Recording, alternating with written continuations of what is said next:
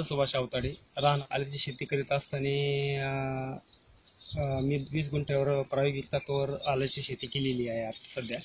तर त्यामध्ये मला आलं लावल्यानंतर साधारणतः 21 दिवसानंतर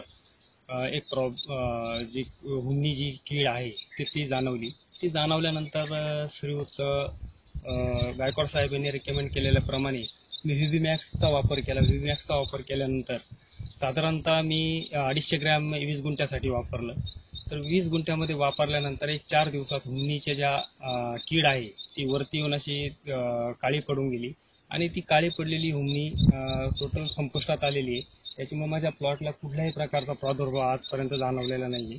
आणि तो जाणवल्यानंतर मला असं वाटलं होतं मी शेतीत शेती करण्यासाठी पहिल्यांदा काम करतोय.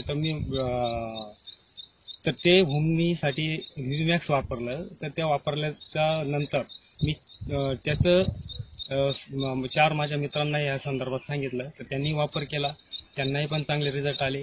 तर हुमणीसाठी एक व्हीव्हीमॅक्स हे जे औषध आहे ते एक 100% रामबाण उपाय आहे असं मला वाटतं. धन्यवाद.